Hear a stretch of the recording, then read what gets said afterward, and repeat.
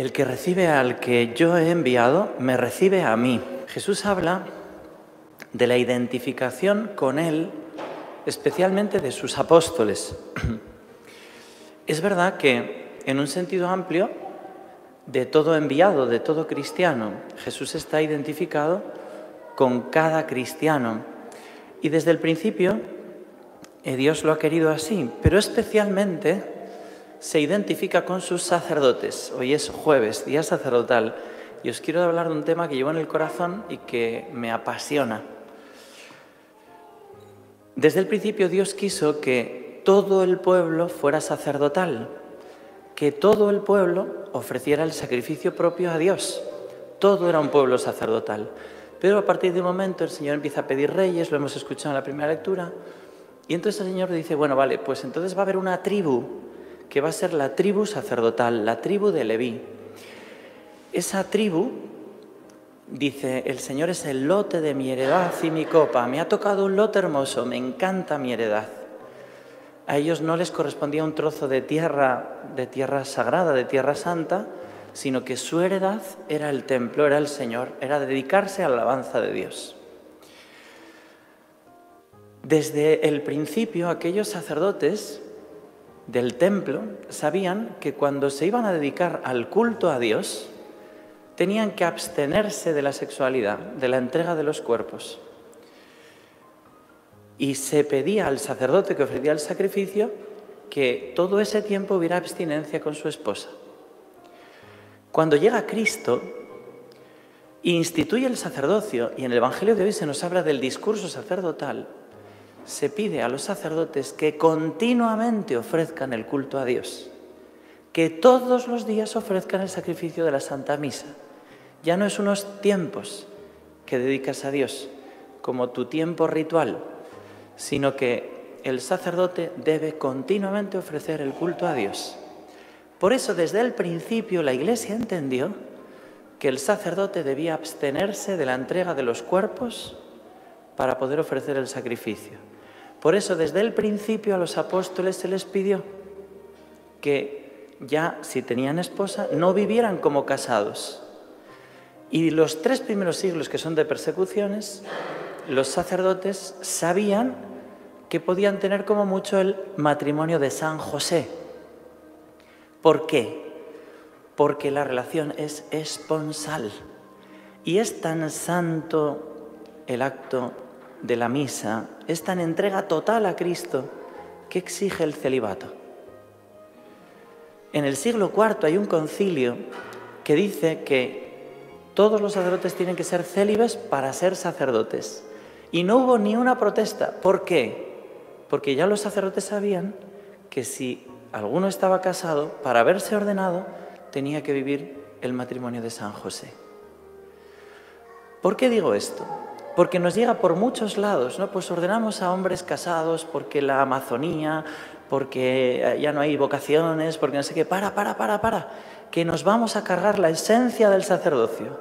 ¿En qué consiste un sacerdote? En ser Cristo para la esposa Iglesia. Es alguien que se entrega del todo en cuerpo y alma como Cristo a su Iglesia.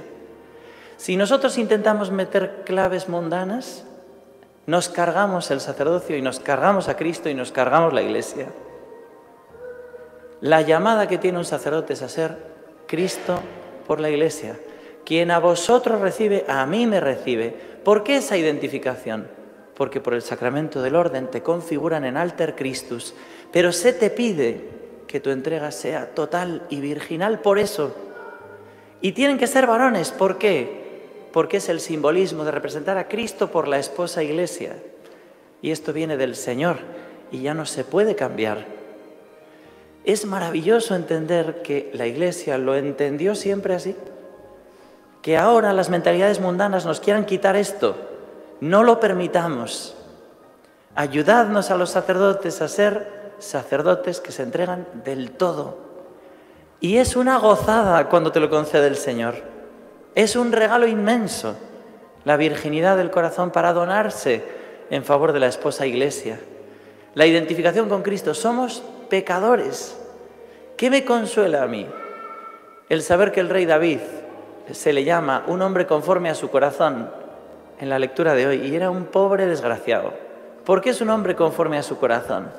Porque al final pidió perdón, compuso el canto Miserere y además cantó y danzó en torno al arca de Yahvé, en aquellos tiempos en que todo el pueblo era sacerdotal. ¿Qué se nos pide a nosotros? Que seamos santos, configurados con el santo, configurados con Cristo, que se entrega totalmente por bien de las almas.